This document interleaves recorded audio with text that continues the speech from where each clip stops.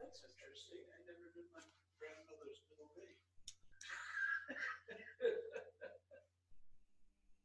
Interesting. Somebody else knows your grandmother's middle name. Yeah. You know, I can't. Yeah, I can't. My maternal grandmother, I have no idea what her middle name was.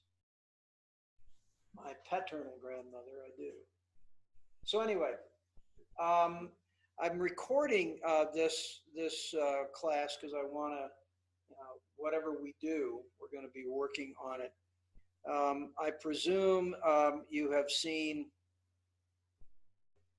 various things. This is our penultimate week of the mod. So next week we have interviews. Cheyenne, I'd like you to do your interview on Monday. Yeah, because that's when I'll have a medical person here. Bill, I'll give you a choice of your interview either Monday or Wednesday. I think I'll take Wednesday. All right. We'll mark that down, and that means that I need to have, I'm going to schedule one other person for Monday, and then the last person can be Wednesday. Since nobody else is here to volunteer, I'm going to volunteer. And I think what happens is I'm going to have April and Cheyenne on Monday with Sharon Panique of Regis. And then Bill and Nate, you will interview on Wednesday with Dennis Baker. Okay. So come in dressed for the interview. Cheyenne and April on Monday, Bill and Nate on Wednesday. I will send this out in an email just in case people don't actually watch the video. So so that's what we're going to be doing. This is, as I said before, that's part of your final. And I mean part because the final is going to be two parts. One is the interview, and Sharon and Dennis will give me feedback on the interview. I have a specific form that we use for obtaining that feedback so that everyone's being evaluated on the same parameters. They will give you some advice on your cover letter and resume. Different advice maybe than I give you, but it'd be useful information. They'll make suggestions for how to handle that. I want to have your list of potential references. And for this case, nobody's going to contact them, so you can just list people that you might ask. But nobody will actually contact them about you. So we'll need that and your resume, your revised resume and cover letter. Now the updated resume and cover letter were supposed to be submitted. I think the two of you did. I don't know if I did. I gave you something. Yeah, a couple of people actually have given me the revisions. We're going to go over those today, okay, and come up with a final revision. The use of these things will be, of course, confidential. The other thing, your assignment for this week includes your master application, which you'll submit. Think about how your portfolio is going to be constructed and actually put it together. That includes, the portfolio includes your resume, cover letter, reference list, obviously. Your portfolio doesn't include your master application because that is only your business, okay? Only yours. You use it as a reference point when you have to have additional information for an employer. When you are doing the master app, There's a place there for things like social security number, etc. Do not put those on that document. That document gets stored in Canvas. Okay? So don't put anything like that on there. I'm not saying Canvas is unsafe, but you don't want to put anything out there that isn't necessary. Your employer obviously needs your social security number. You ought to have it memorized anyway. Your employer obviously needs that so that they can set up payroll and other things. But nonetheless, don't put it in that master app. Either use X's or leave the field blank or make it all one digit. Like 555. Yeah. 555. Yep. 5555. Yep. Something that's clearly fake. Or 1, 2, 3, 4, 5, 6, 7, 8, 9. Yeah. That's another one. Something that obviously is. Although somebody has one. I'm sure. someone might. I mean, there's a whole lot of them. We haven't gotten to the point where we have to repeat them yet. At that point, I suspect what they'll do is actually change the system, which they're doing. Yeah. Well, also, if I recall, I figured this out on my own. Yeah. The first 3 digits, I believe, are the state you're in or were born in. And then the second 2 would be the county.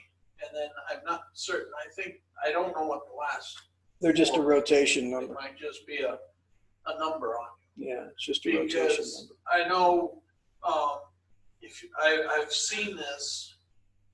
My kids, both their social security numbers are the same, I think close to the same beginning, but their last part is different.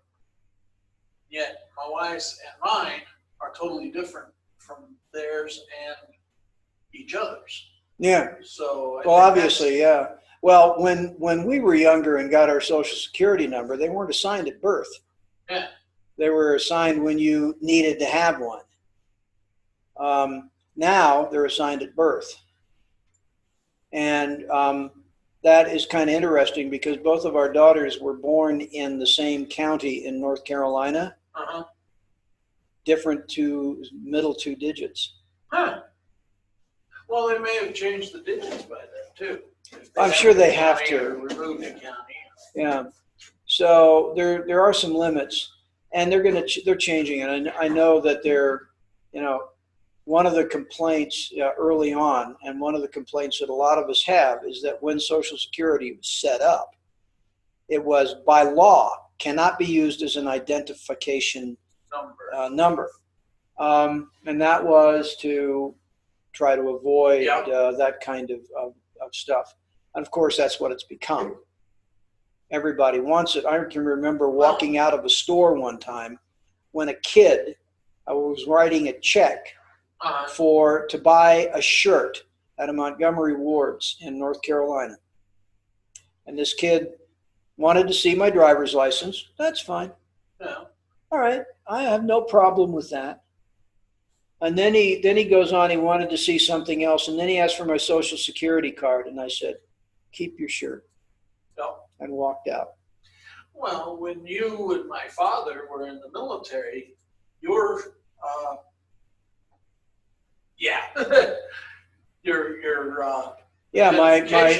my ID number was different. It's different, and now it's your Social Security. Yeah, and that's supposed to have been illegal. But that's what they do. And that's why they're changing things. Medicare number is your Social Security number. And because of all the Medicare fraud crap that's going on, they're changing all of those. Yeah, so is the VA. Yeah. Well, they should. Your VA number is your social. Yeah, well, not mine. My VA number is a different number. It would be probably your I think it's my service number. Your old service number, yeah. I haven't used that number in years. Your serial is yeah. Yeah, serial code. Yep. Yeah, serial number. I remember my dad's. Name, rank, and serial number. Yeah. I remember my dad's serial number, but I don't remember mine. I know my dad had an F in it someplace, and an R. Well, my dad was Air Force, so his was Yeah. AF. So that's probably what it was. Yeah. I knew there was an A or an F in there someplace. Yeah. So anyway, so on Monday, Cheyenne, please come in prepared for your interview. And April, I'll encourage you to be listening to this, but I'll send an email as well. Make sure you come in dressed for an interview. But what we need is your portfolio, which will include any awards or certifications or anything you have. And the awards, Bill, you can have your certificate for your Eagle Scout and your various management and other trainings that you've had through the Scouts. I'd put those in there. It never hurts. As I said before, you don't know that the person you're talking to isn't another member of that fraternity, another Eagle Scout. And that changes the tenor of the conversation when someone looks down and sees that you've had that experience, because then you have an immediate connection. So I would include all of that. Don't worry if you don't have a whole lot of those right at the moment. The object here is to get used to the idea of maintaining a portfolio. In some areas, portfolios are more important than others. If you're a fine artist, or if you are a theater person, your portfolio is critical to you getting new positions, new gigs. And as a result, you see artists come in sometimes with a 2-inch binder of information. And when my daughter, the theater major, was applying for a graduate program,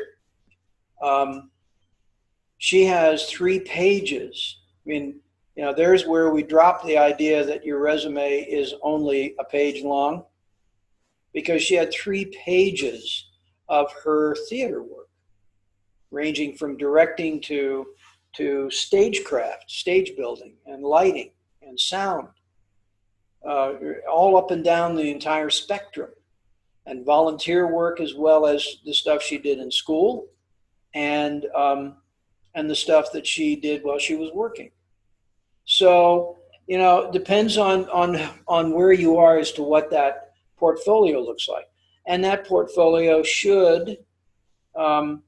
would include any, like Cheyenne would include, you're going to take Med 299, and at the end of that, you'll take a certification exam. So that certification goes into your portfolio. Your degree goes into your portfolio. When you go on to school for your RN training, probably we're talking about a BSN. So that degree would go in, as well as your RN certification. Yeah. And each year that it's renewed, just replace it with the renewal. Because usually the renewal on those certifications will say certified since, or original certification. Sometimes they don't. I tell people, make up your own mind as whether you want to keep all of those, or if you just want to say been certified as such and such since 2018. Yeah. Same with your CPR and first aid. Any of that stuff you want in your portfolio.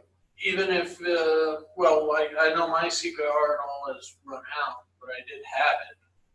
Talk to Chantel and Nate. We regularly do CPR training here. You can recertify here, I'm sure. I know I couldn't get the wilderness first aid though. Not here. Not here. No, I already checked on that. That's a different CPR, beast. I'm sure I could. CPR you can get here, and basic life-saving stuff you can get here. Like I said, that was and I showed him my cards, so he knows what it is. Yeah. No, we can all do that. That's not a big issue. But keep any of that stuff goes into your portfolio. be expansive rather than restrictive about what you put in. Really. You can always, in the case of a specific instance, take things out before you show anyone. But basically what you want to do is when you fill out an employment application, a lot of times they want to know what certifications you have. So having that stuff right at hand, it also goes into your master app, but having that stuff right at hand will make it a lot easier for you to say, oh yeah, I forgot I had that certification. Because we've encouraged people to get the Microsoft Office certifications here. And that should go in. Do that one. Yeah. But I'm kind of holding off until I'm sure I probably get it next month. Yeah, I'd go ahead and get it. I mean, it's something that since I've got the opportunity to do it, I may as well do it. May as well do it. We make it as easy as we can on you to get the certification. Yeah. Not that it's make the certification itself easy, but make it convenient for you to get it is what I really mean. So what we want to do is remember to keep that up to date. And again, I can't emphasize enough keeping your resume up to date. Cover letters, the cover letter is something, since you have to write that specifically for an employer, just keep something in mind to remind you of what goes in. Now, these days of computers, it's easy to write them on a computer and you've got it saved. And you can always pull it up, but keep it in there. Okay. Pardon? Online documents, public profiles. Right. When you search yourself, the relatives they have listed underneath. I have no idea who these people are. And they may or may not be related to you. Okay. I mean, if you look at my post, I type in Michael Burke and I get 118 million hits. Well, I guarantee you there's not 118 million mentions of me on the internet. Yeah. Because I have a very small internet footprint. Yeah. Because my Facebook is something that I rarely post on. In fact, the last major post I had was of my personal Facebook account was from 2013, my daughter's wedding. I haven't even posted my recent wedding of my older daughter. I haven't even posted any photos of that.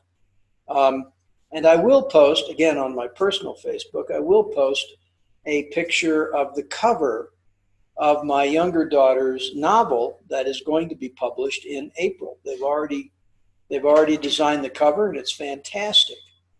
But that'll go on. But that's more or less to brag about my daughter more than anything else. But my presence is very limited.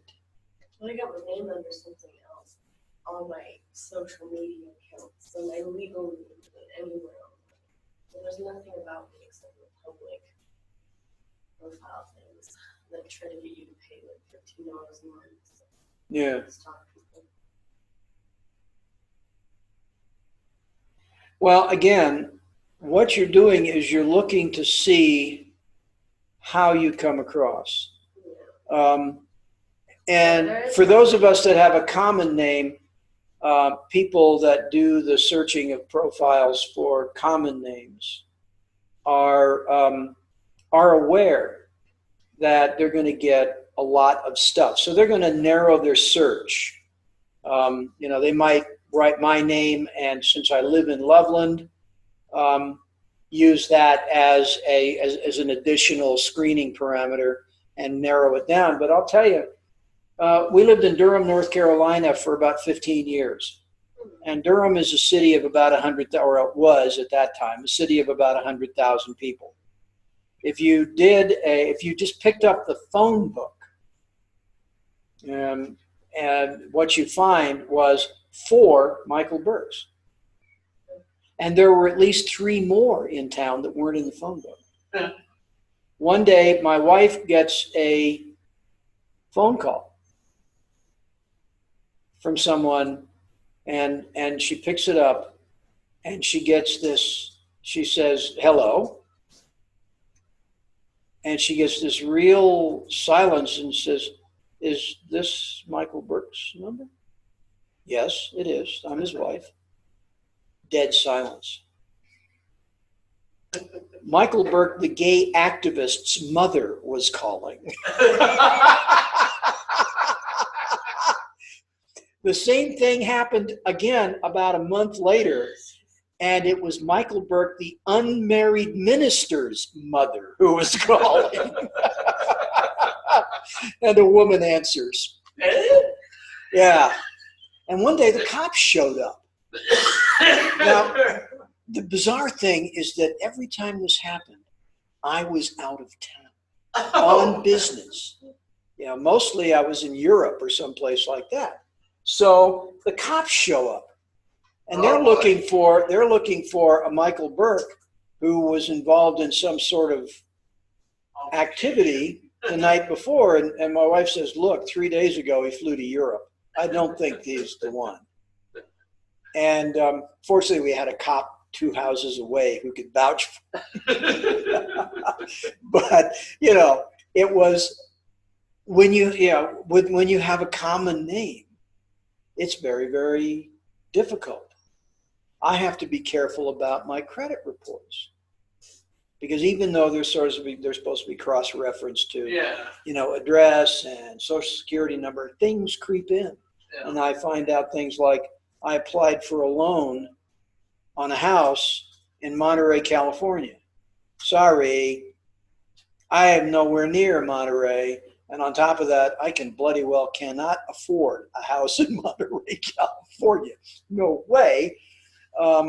So, you know, you have to be aware. And these guys that actually do search social media as part of their job understand that. But what they don't want to do is find something that's not appropriate. Pictures of, basically social media is useful, but needs to be carefully considered,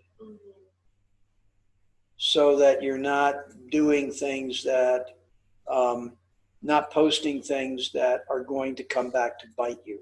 We have some friends that we no longer will, we just have kicked them off our Facebook list because all they could do was post political rants. You know, it's not that I have no political beliefs, it's that I don't want to listen to somebody ranting about it all the time. So you need to be careful. Political rants are dangerous because you're either, you know, preaching to the choir, or you are potentially offending someone by saying something that they don't agree with. And in this climate, people don't like you to disagree with them politically. Okay, so let's go ahead. We're supposed to take a break at 9:30, so let's go ahead and take a break, and we'll come back and pick this up. And what I'd like to do is go through the resume and cover letters again. And I want to take a look at what's going on. So I'm going to resume recording, and we'll continue talking a little about social media. Presence on social media can make or break you. One thing is that I wanted to remind you is that people will, when you're working for an organization, there are people who very well might be minding your business, watching your social media posts, because people will post some really bizarre things. I remember at one place that I worked, We had an employee post that she really hated the company, and she had already been offered a job someplace else, and she was going to give her 2 weeks notice. She posted that on Facebook. The next day she came in and was given 30 minutes to clear her desk.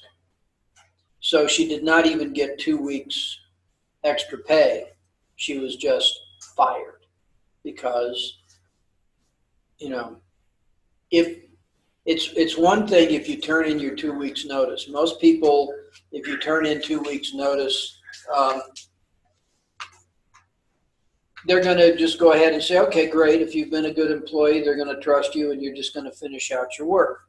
Occasionally, if you're working in a position where they really don't want you doing anything else, I mean, if you're... Don't want you getting started on something. Well, they don't want you to get started on something, but they also don't want you necessarily to have access to other stuff that's going on in the company for those 2 weeks. That may or may not be something they don't want known outside.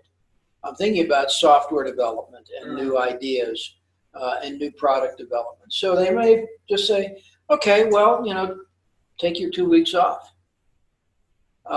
You got 2 weeks vacation. Yeah, and I have actually, when I had an employee one time who was it wasn't working out. There was nothing wrong with his job performance, but he just had a personality that didn't mesh with the other people in the company, and he was causing a problem. I basically said, okay, he got 2 weeks to find a new job. And I knew he'd not have any trouble because he was a perfectly competent and actually very good scientist. He just didn't fit in our organization. 2 days later, he came in and resigned. He had a new job. As I said, I knew that was going to happen. I didn't expect it in 2 days, but I expected he would have no trouble. But, in that case, it was not that he was doing anything wrong. He just was not the right person for the position that we had him in. So there's lots of ways that happens, but most people will accept your 2 weeks and either say, okay, take your 2 weeks vacation. And one of the reasons they'll do that is, quite frankly, if you have accumulated vacation, they have to pay it to you anyway. So either take your vacation now and get paid for 2 weeks, or continue working for 2 weeks and then I have to pay you for another 2 weeks. Well, most people will not want to do that these days. So anyway, so be careful what you post on an ongoing basis on Facebook. Basically, if you look at something or think about something you're posting and ask yourself, could this come back to bite me? If the answer is yes, you probably don't want to post it. Most of us are not in a position that we feel we're invulnerable, no matter what we post, because we're not. And in fact, anyone who actually feels invulnerable, I don't care if it goes from, a guy working as a maintenance worker in the sewer works in New York City, all the way to the White House, no one's invulnerable. Some people have a little more ability to resist the blowback, but you want to be careful. You want to be careful what you post, and also don't assume that if you post under a pseudonym, it's not going to be found. A number of years ago, there was a particular troll posting and would read comments on Facebook and would post really nasty things. So he would laugh at people online who had just lost their child, and he would say nasty things. Well, that's and really post nasty stuff. he was posting under a pseudonym and thought he was invulnerable. Well, someone was able to trace back and discover who he was, and did something that I think is also inappropriate, which was publish that information. Name, address. Turned out he was a security guard at some company. And I guess he was just an unhappy person, but he did all that. Well, he got fired. And a lot of other things happened to him, and ultimately he committed suicide. So that's not something I particularly want on my conscience. But you need to be careful about that. But the fact is, when you're that nasty, somebody's going to come after you. So you want to be very careful about things. If you're going to, again, if you're going to look at it and say, well, if I saw this posted by someone, your wife, your child, your best friend, how would I feel? And if your feeling is not good, don't post it. Simple as that. As I said, my internet presence has a very, very small footprint. And it's been deliberate. I'm not some sort of person who's paranoid about people knowing stuff about me. I don't sit out and brag about myself or talk about myself all the time. But I also know that nobody really wants to know anything about it. Really, when you think about it, we got 325 million people in this country, just in this country, and 7.5 billion or so on the planet. Nobody wants to know what we're doing. I am not a celebrity, whatever that means, nor do I want to be. I am not a political figure, nor do I want to be. So nobody really cares what I think. Nobody really cares anything about me. Those that do care know because we talk. Those that don't care, why waste time? So I just don't put a lot of stuff out there. I don't have any presence on Twitter. I can't imagine anybody wants to know what I'm going to eat for lunch. I can never understand that one.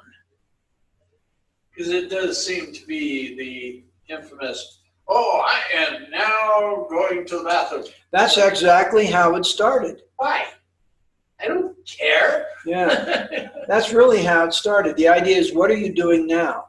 Well, you know what? I don't care if people know what I'm doing. It's not their business.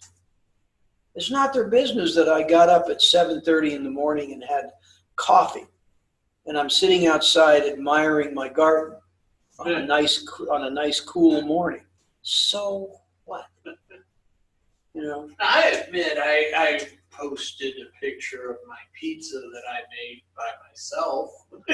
Well, that was kind of fun. Hey, I did it. Yeah, well, there is some of that, especially if people are going to be kind of surprised that you've done it. Yeah. And I did that on Facebook. Yeah. But we don't do that on any of the social media. The only thing we'll do that, we'll take a picture of dinner and then brag by sending it to our daughters in Australia and Denmark. But that's it. We don't send it out anywhere else. And we don't use social media for that. We use a VoIP application known as Viber. So we use it, and we do that occasionally. But and I don't have any presence. I mean, my son-in-law, my new son-in-law, films automobile racing professionally. That's what he does. He films it, he edits it, he puts in the commentary, and then he publishes it on YouTube. But he also prepares TV shows in Australia for it. That's what he does. And his Twitter is almost always, here's my latest. Here's a short clip of my latest video. That's it. And his Facebook is Here's another picture of my cute little nephew and niece playing, doing something funny. My favorite is the nephew having a temper tantrum because he wasn't getting what he wanted, and he throws himself on the floor and starts screaming. And his mother's laughing at him in the background. That's, you know, those sorts of things are kind of innocuous. But he doesn't post trivia. Who cares if he's, you know, working? I just spent an hour working on commentating my latest race. So Yeah. what? You know, if you're going to do that, put the bloody race up. And that's basically what he does. He'll give us a short clip and occasionally send us a link to a longer YouTube. But that's it. And that is for people that are really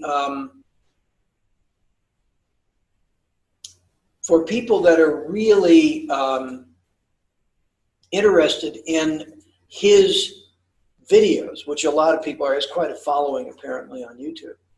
That's a good mechanism for advertising your business. Nobody's going to be offended by that. You know, oh, it's another from Daniel. I don't need to look at it. Yeah. You know, no big deal. But being careful about what goes on. People seem to think it's confession time or soul bearing time. You know, I don't need to see your bare soul. Sorry. And confession, I am not interested. And most of us aren't. So you want to be kind of careful about what actually does go on to onto these things because people will see it. So let's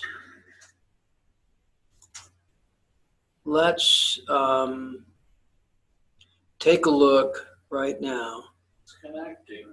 What's the matter? You're not connecting up? He's having trouble getting connected or something. This computer is pissing me off. Huh.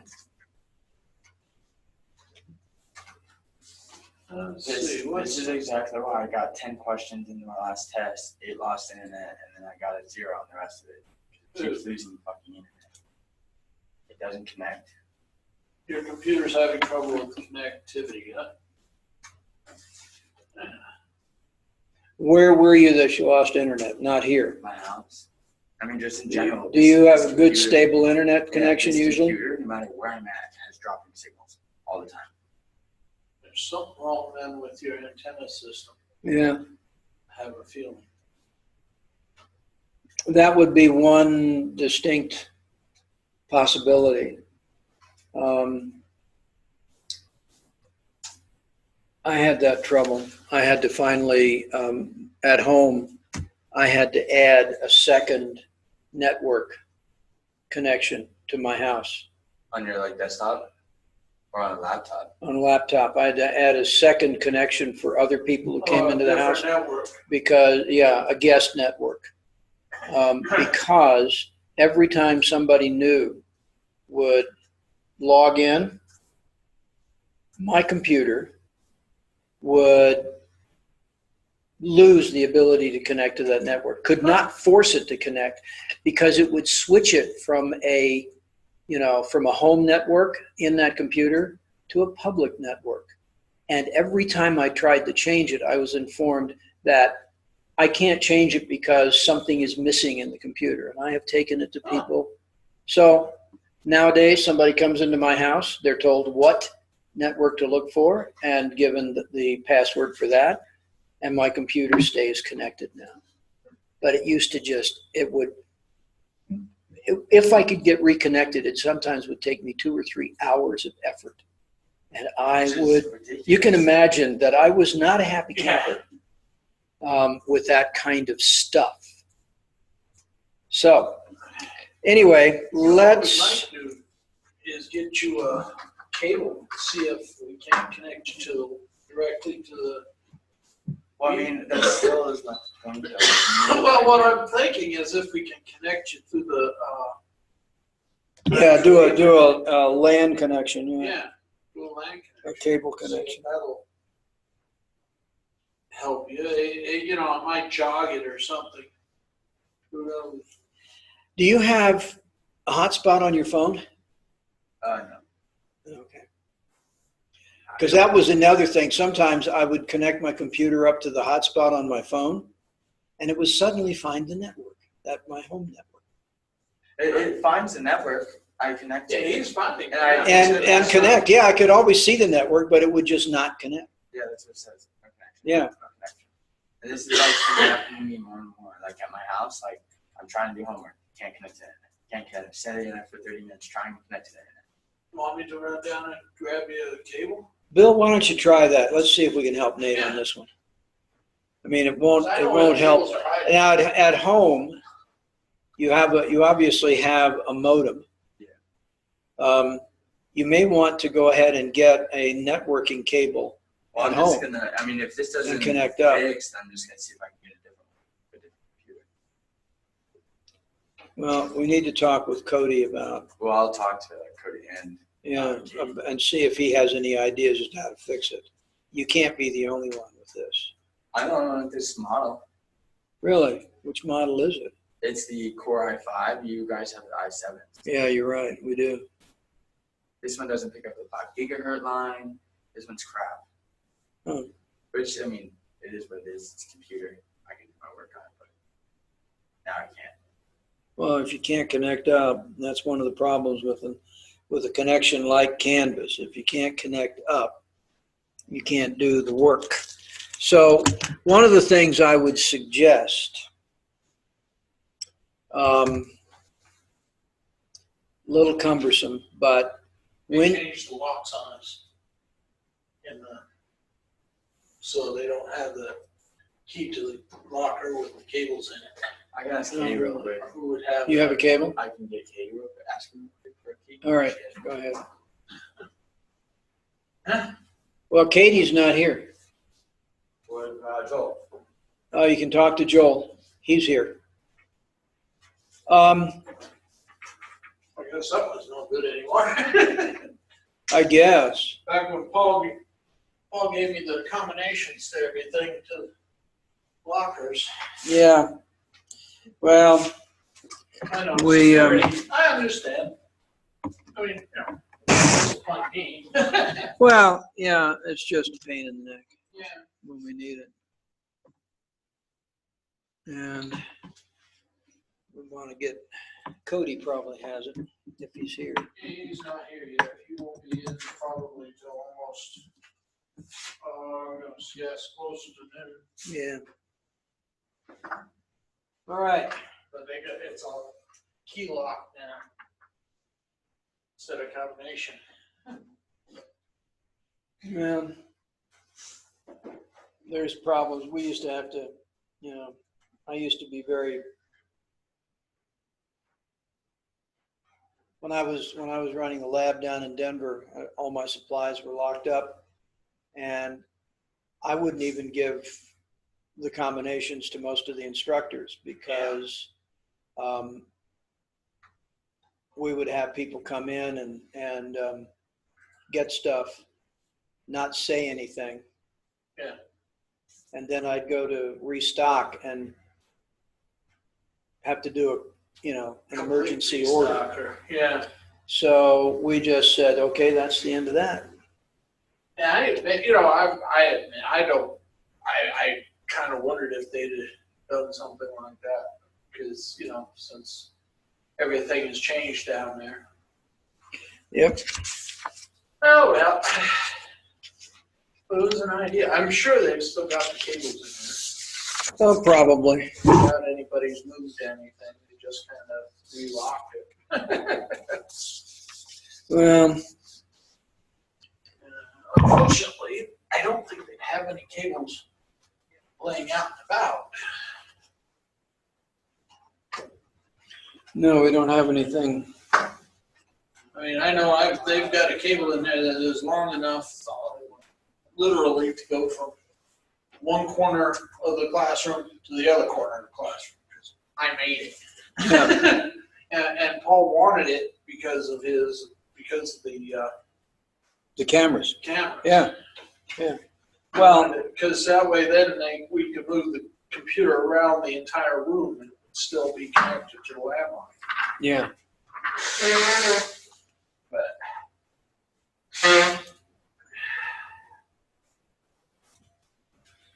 Okay, so I'm sharing this screen. Gonna pick on you first, then Cheyenne. Okay, so I don't have your resume, just the cover letter. Yeah. So we need your updated resume. I gave you something. Right away, I'm applying for the position of repair technician advertised on your website. Two ways of doing this. You can either have that as your opening sentence, which is fine, or you can actually place it up above the greeting and say, Ray, repair technician position. Okay? But you still should say that you found it on their website. Okay? Graduating in January with Bachelor of Science, skills in removing and placing parts and troubleshooting to find out, and troubleshooting is going to be a single word. That's actually a single word. So troubleshooting to find out what parts need repair or replacement. Thanks, Joel. You're welcome. I don't know which one's hot. Well, That we'll. one is, This one even out. one behind. Yeah, the one behind me is. 'Cause we've got For something sure plugged it is, into because it. it's already plugged in. If that cable's long enough. Yeah, you still have both of me. That's. Yeah, because everybody else seems to be having fun. And Yeah, the rest of us are connected up, no problem. Yeah. So, there have been times. Fix it for you. Well, he's an IT guy. Well, that's true. And he's younger and smarter than I am. I was the one that came up with let's help plug it into the landline and see if that will help. If that will help, then we know it's something to do with his antenna, I'm thinking. I want to start an IT club. It's not working, you guys. It's Still not working? give it a few seconds to Yeah. connect. Give it time to figure out that, hey, I'm actually connected to something here. Disconnect your Wi-Fi. If you go to internet options, does it show not connected? Yeah. Well, as Bill says, take off your, Yeah, shut your Wi-Fi down and let's see what And happens. we might try this one over here. Well, but that one, That one's got something plugged in. that one's already plugged in and probably to the computer. Yeah, I would guess. Let's take a look. Then again, maybe not. No, it's plugged It's just into- hanging there. Get a bigger No, it's problem. plugged into the phone. Oh, That's a phone connection. well, if it's connected to the phone works. Well, but that's a phone connection. That's true. So,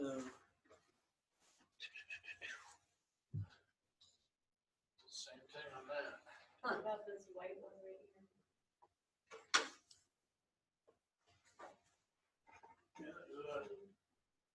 No, that's a phone jack. It's a definite phone jack. That one definitely looks like a phone jack to me. well, Nate, let's get up with Cody as soon as he's in and see if we can do something about the situation, because it's not appropriate for you not to be able to connect up.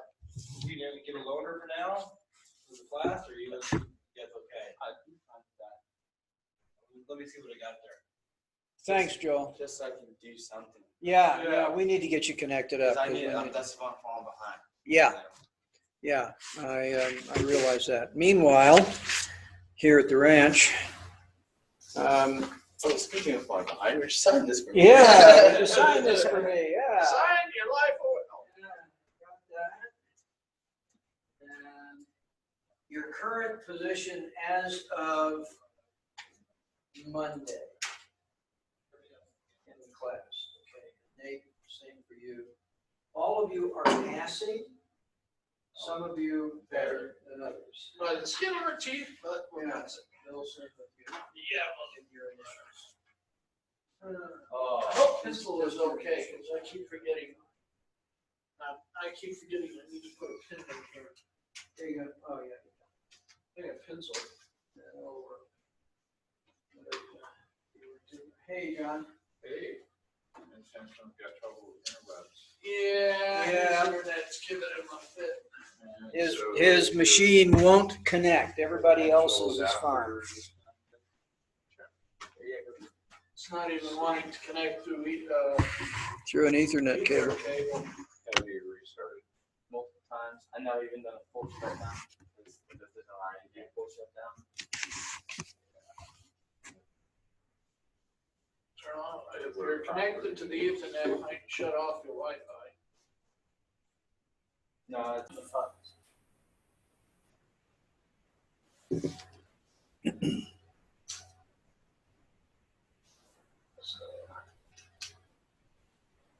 So while Cody's working on that, we'll continue.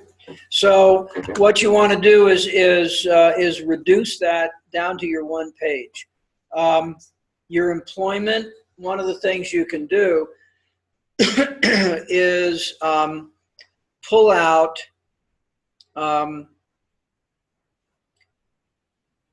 some of the duties here from Little Caesars. And you should reverse this. Everything should be most recent, should be your first position. So the first one ought to be Kenton Manor. Okay. Cashier. And again, obviously you're going to work with the public and handle cash. That's sort of the job, right? And I would just pull out all of those duties. Just leave it as cashier. And 2015 to 2015, I would just say 2015 for Walmart. Okay. So again, most recent, and then go back in reverse order. And that should bring you down to one page without it. Pardon? It has already. Great. Great. Okay. So let's now pull up your cover letter. Again, if you, obviously this is one page. It went over to the second page because again, if you just do the same thing and make this single spaced in your header, you're going to be fine. Okay, let's take a look. And I would also do the same thing with the address of Poudre Valley. I would, again, pull that down and make it single spaced, and then you can put another space there, and then you have extra room here. Back space, we're going to end up with one page. Okay.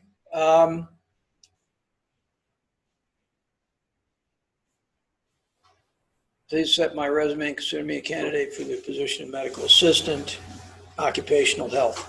Okay. The recent job posting on Indeed, good. Must have been written with me in mind. Good positive statement. As the experience and skill I possess are very closely aligned with those for the position you described. I am hardworking, detailed, organized, put a comma in there, because that's a different word, and compassionate. I am a hardworking, detailed, organized, and compassionate caregiver. Okay. The other thing on your, you're going to come out of this with your medical assistant certification. Okay. So go ahead and write this as though you already have it. It should also go in your qualifications. Okay. Okay. So write this as though you already have it, because you're going to have it in a couple of months. Next week. You're taking the exam next week? Next week. That's awfully early. And you're doing Med 299 next mod? No, I'm in that too. Oh, you are in it now? Yeah. Oh, great. I didn't realize that. Okay, write it as though you have it. And you'll know Thursday that you have it when you take the exam. Okay. Hardworking, detailed, compassionate caregiver, and certified medical assistant who gets along well with staff members and patients. Qualified. Please consider my qualifications. As you seek a well-prepared medical assistant for your MA occupational health department, I would probably take that phrase out and just say, please consider my, or here are my qualifications. And again, add in that you right away, that you are a certified clinical medical assistant. Okay. CPR, first aid, when does that expire? In a year, I just did Oh. like 8 months. Okay, so you've got another year on your certification. That's good. Because somebody's going to ask you when you're certified. You can say, 8 months ago or 9 months ago or whatever. Okay. Additional information is contained in my resume, which is attached. You don't need when you say it's attached, you don't need enclosure at the bottom. That's extra. I appreciate the opportunity. I'm sure my background. Look forward to meeting you in the future. I will call you in a week to check on the status of my application. Okay. So obviously you've left room to sign it. So this actually looks pretty good. Okay. Okay. So any other comments or questions? Okay. Nate, were you able to find you weren't able to find it. Okay, get it to me as soon as possible so I can give you some feedback on it. All right. Did I have that revision? What was that? What documents are you trying? My entire school folders empty. I had like all my classes in it. At least like 37 different folders in there. With who knows how many documents were in there. Yeah, hundreds probably. So, Do I have a copy of that cover letter that you were looking at? I'm looking and I can't find one that looked like that one. really? Well, Yes, you sir. modified it. I sent you some comments on your cover letter, and then you based your change on my comments. I know I did, but I am not finding. Not finding it? Through my files and I'm not finding them. Huh. Yeah, that's what I'm saying. Well, there is one easy solution. They were there yesterday. There is one easy solution to that, Uh-huh. which is I can simply email you that document. Okay, because I even went into the shell and over here where it says download cover letter, and I clicked on it, it opened it up. It doesn't even look like what you were showing. You know what? I think the resume. So if I resubmitted it, it Right, didn't. right. I don't know what the story is on it. Yeah. Say. Well, we can fix that. That's one thing. Thank you, I sir. wasn't in my. I feel stupid because, like I said, I looked at every copy that I've had, Just the rest. and like I said, I got into here, and we took one assignment, Oh, you know what? clicked on the cover letter, and it still didn't look the It's same. files in it. Yeah, I'll send you a copy. Okay, Not a problem. On your desk, it's not for an effort that I'm not trying. and then I'm restoring it on your Okay. previous version. All right. So let's take a look at this week's work. Obviously, the discussion. And then you have 2 assignments. And assignment 1 is your master application. So you need to work on that. Assignment 2 for this week. Come on, back up.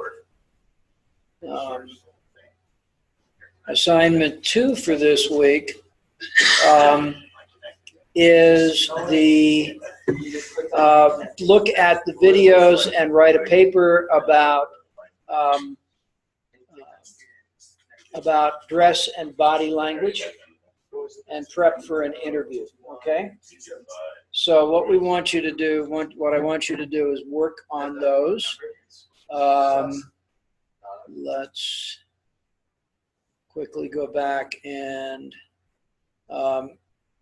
there are still some assignments that need to be turned in from last week. Okay, cool.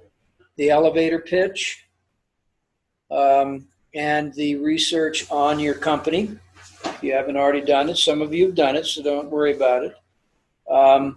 But that still needs to be done. So what I need you to do, since we have interviews starting on Monday, I need you to get caught up here. The work we have, we'll talk a little about dress and body language right now, very briefly. That's from week 3 from the videos. There's also a video that you can look at that concerns kind of a silly little game that it sounds like it, but it's actually a game to really reset your personal attitude in the way you walk into the room. And that's to practice a power stance in front of a mirror, because we know that actually makes you more confident and capable as a, great Nate, we'll get that up in a minute, as a, Yeah, but it's rather weak. It's an interviewer. only showing 3 hash marks. Really? It's been fluctuating. It's interesting. Mine's solid as a rock. Oh, no. Hey, Have you got it, Cody? I was entering the wrong password for the internet. Oops. Oh. Hey, Nate, that can happen sometimes. This is why I keep, I know you shouldn't, but I keep a file with it. Yep, happens that way. But thanks a lot, Cody. No problem. And then he showed me how to Yeah, restore ours is files just to a particular file that's been deleted. Oh, good. So that's cool. That'll be super useful if I ever have it again. It is weird, man. Mine is fluctuating, but it's not. Okay. So Nate, let's pull this up. I know. Those two. Well, you know what they say, there is human really things up, takes a computer. And I was being polite. I believe that's my revised one.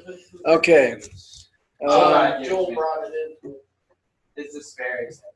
All right. Okay, let's take a look at this Take a look at resume. things. Nope, that's not the reviewed revised one. Nope, it isn't. Uh-oh. All right. So we'll get rid of that. And I'll have it up in just about half the two to recover.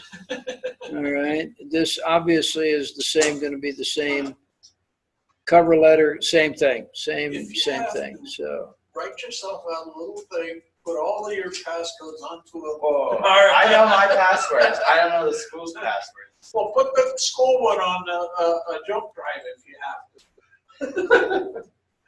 Or write yourself tell you what is it? It's a phone number, isn't it? Yes. It's the phone number to the school. Yeah, I Just write out, school. Here you phone go, number, Nate. That's what I tried. I looked up the school phone number and it was wrong. It lied to me. You should have said something. Okay. So what we're looking at is this week a paper about dress. Obviously, we've talked about dress. You don't go in a tuxedo unless you're looking for a job as a head waiter, right? You don't do that. That's the only dress clothes I've got. Yeah, I know. That's why I specifically said that, Bill. But the issue is you need to dress professionally, and it's always acceptable to dress at a higher level than you would dress on the job. Going into IT, you guys are going to be casual. There's the Silicon Valley uniform, which is the black jeans and black t-shirt, right? When you go in for an interview, you wear a suit, they're going to assume that you know how to wear, jeans and a t-shirt. In fact, I was talking to a young man yesterday who does hiring, I guess, for one of the oil fields. He says that he looks, when you go into an oil field, you're not going to wear your dress clothes. But if he gets a person coming in a nice, at least decent looking clothing and all that, they go on the top of his list. Yeah. Yeah, but they can make fun of that. Oil field brutal. No, when they're going for their interview, Yeah. that's when he says that's one of the things he looks at. Is Yeah. if they're dressed up, they'll go on the top of his list because they No. care. Then you go out in your work boots and jeans or coveralls. Yeah, and whatever else you need, hard hat, etc. You don't wear those to an interview. No. But yeah, what you want to do is everybody figures you can dress down. They want to know that you clean up. That's really what they want to know, because in many there will be times, even as an oil field, worker, there will be times when people will be looking at you and seeing that you are an employee of the company, and you want to leave a good impression. So that to that extent, you do your best. As I said before, Cheyenne, you don't wear scrubs to an interview unless they specifically say wear scrubs to the interview. Most people are not going to say that. They might say you can, in which case I would still dress for the interview. Okay, and on top of that, a lot of times, let's see, I just had a physical last week, and the assistant to my physician actually is an RN, and she was wearing the office uniform, which was a T-shirt with the office logo or the practice logo and a pair of khaki pants, not scrubs. The phlebotomist is in scrubs because she's dealing with bodily fluids. Some of the MAs might, if they're dealing with certain things, but it depends on the practice. It's just as it's easier to dress down than up. It's easier to prove you can dress down than prove you can dress up because we have such a casual society anymore. A lot of people like you really don't have the dress clothes because that's not what you need. When you were in the Air Force, you had uniforms. You had 3 levels of uniforms. You had fatigues, you had field dress, and you had formal. Actually, in our case, it was you had your blues, you had your dress blues, and then just your blues, which the only difference between blues and dress blues was if you had a long sleeve shirt, you always had to wear a tie. If you had a short sleeve shirt, you didn't have to wear a tie. And then your jacket was always either over a short sleeve or a long sleeve. Yeah. So, and then of course your fatigues. Yeah. And then remember body language. When you're in an interview, look confident. Have a stance. Sit straight in the chair. You can or cannot cross your legs, depends on a lot of different factors. I generally advise against it. Some people think that's a bit casual. It also sort of pulls you in on yourself. Okay? So what you want to do is keep an open stance. Sit straight. You can sit back in a chair, but you still sit straight. Don't slump, don't slouch. All the things we do as a part of our normal lives, don't do it. Okay? What you want to do is really make an impression as a serious candidate. When you get on the job, you'll find all sorts of different things. But for the most part, you want to make that really good impression that you're a serious candidate. So body language. Nonverbal communication, as I said earlier, is 93% of all communication. This is something that has been determined after number of years of observation and research on the parts of a number of different sources of information. It's not something somebody made up. So what you want to do is remember that how the expression on your face when someone asks you a question you don't like, try to keep a straight face, or try to keep a face that says, well, and if you need to think about something for a few seconds, say, give me a couple of seconds to think about my response. Most people would rather have you be thoughtful than just shoot off ad lib on something without thinking about it. Being thoughtful and careful about your responses is always acceptable. Rarely does someone expect you to have instantaneous answers. I mean, there are some questions you can answer immediately.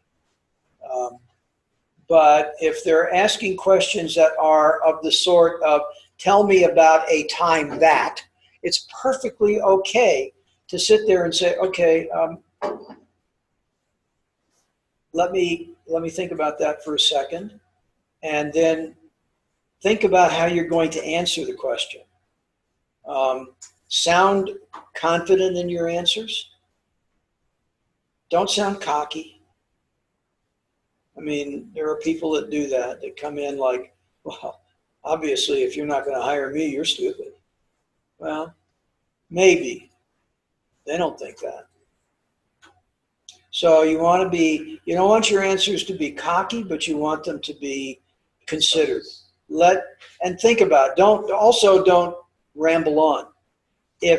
Think about what you want to say and say it in as concise a way as you can. And by that I mean, just straight statements and answer the question. Don't elaborate on open-ended questions. And if there's silence in the interview because you've answered a question and the interviewer isn't saying anything, zip it. Keep quiet. Silence. They're thinking too. And who knows what they're thinking about, and who knows what they're waiting for. Americans have a real issue with silence.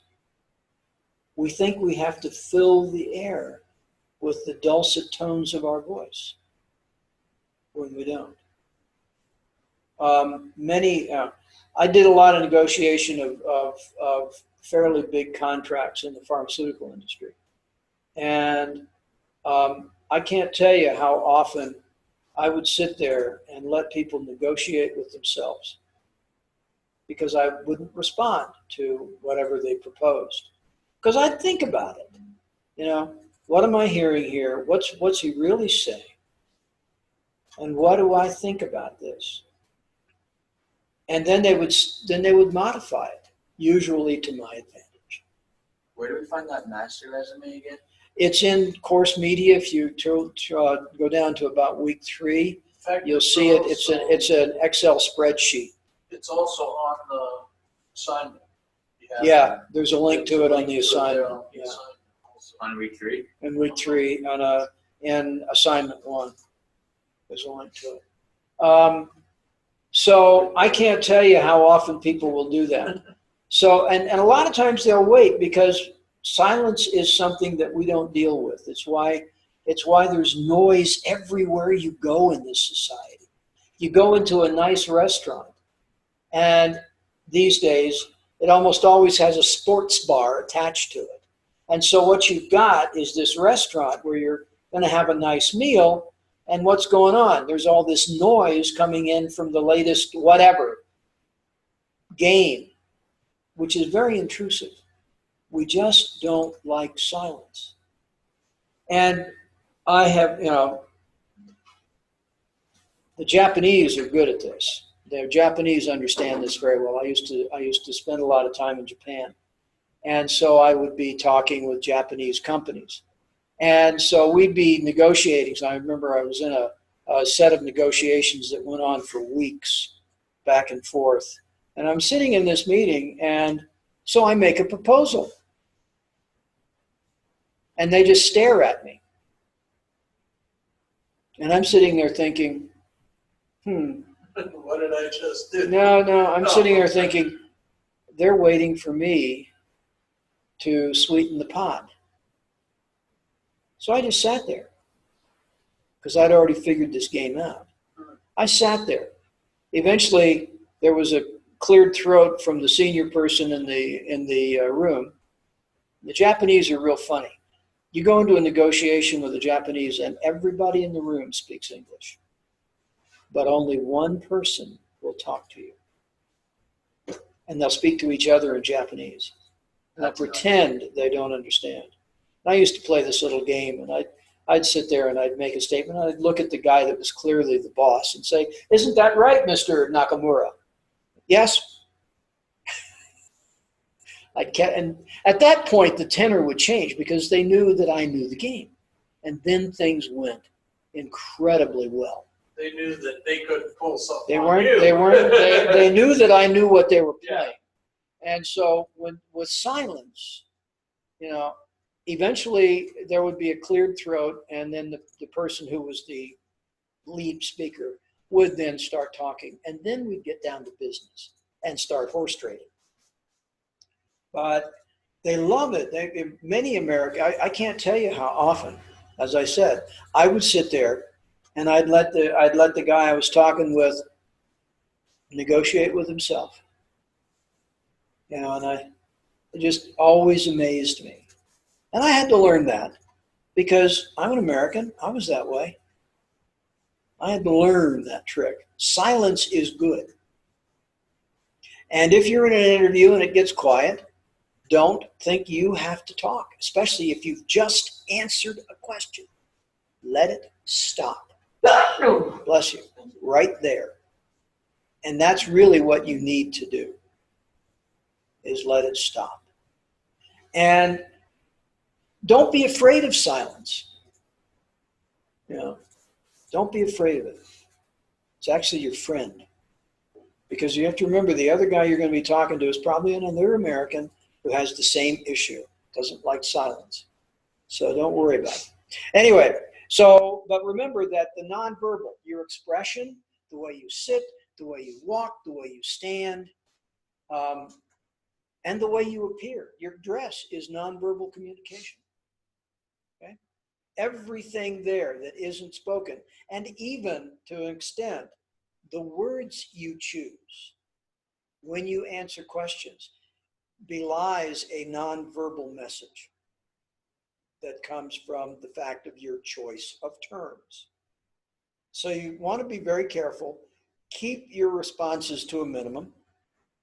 Say what needs to be said, and then Short and sweet. Yeah. Short, sweet, and to the point. And that's often appreciated by interviewers. Okay, this guy doesn't waste words. Good. Okay. If you're asked to elaborate on something, elaborate. But be on point. Be on point. Yeah. Don't start talking about how the dog got into the cereal, or anything like that. So anyway, Dog got in the cereal. They do. Okay, so let's take. What I want you to do now is we'll take another break for about 10 minutes, and I want you to come back and work on anything that's remaining from week 2 and get started on week 3's assignments, because we've got a lot to end up in this class. All right? All right, and remember, there is an assessment this week as well. And Nate, I gotta recreate my resume. They're covered back to a later date that I don't have any files from this class or my other class, but I have all my old files. Did you send him your other resume? If you did, you might. I might have your resume. I don't Okay. think I sent them. All right. So in that case, I'm going to stop the recording. April, I will be sending you an email with the link to this recorded class. So please let me know that you have listened to it.